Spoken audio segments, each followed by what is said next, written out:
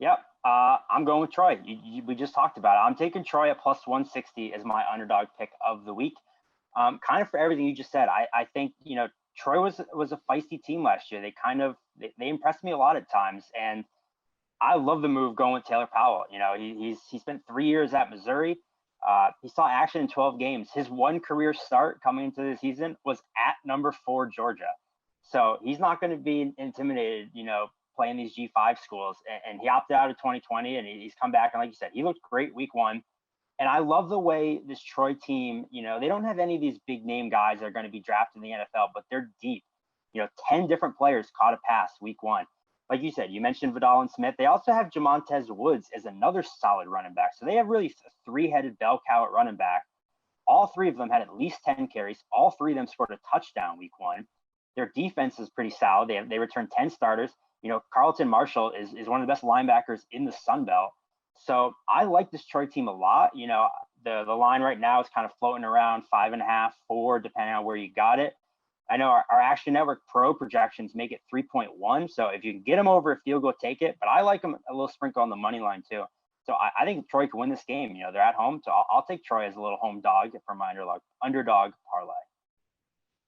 All right, I have to match your level of ambition. So I'm going to go ahead with the G5 team upsetting an SEC team to pair together for our group of 5 underdog parlay. I'm going with the ECU Pirates. And really, this is my belief in a few things. One, in Holden Ahlers. He's a guy with a ton of experience. He's also had performances where he's really played up to the level of competition and exploded with 400 plus total yards. And you've seen him do it against really some of the best teams in the AAC, and also when they jump up and play those power programs. But also, last week they played, for my money, if not the best, maybe in the top 3 of all G5 teams, which is App State. App State proved that, Bryce is their quarterback. They have a complementary passing game now. Cameron Peoples was dynamic. They, are only going to get better in the rushing game this year. Yet, despite that, they race out to a big lead, and ECU does what they've done for gamblers a lot, at least in my lifetime, which is leaving that back door open. They score the final 10 points of the game. They almost get back and cover that number.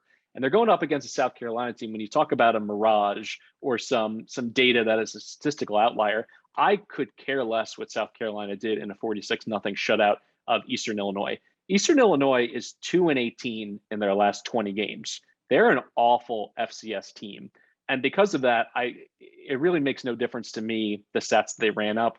They had a former coach, graduate assistant, Zeb Noland, as the quarterback. Now they're probably going to play both him and Luke Doty in this game. And I think that's an opportunity to lose a little bit of continuity and momentum with their offense. I know that East Carolina can't stop the run, and Kevin Harris has been rumored to be getting carries in this game after sitting out the first game of the season.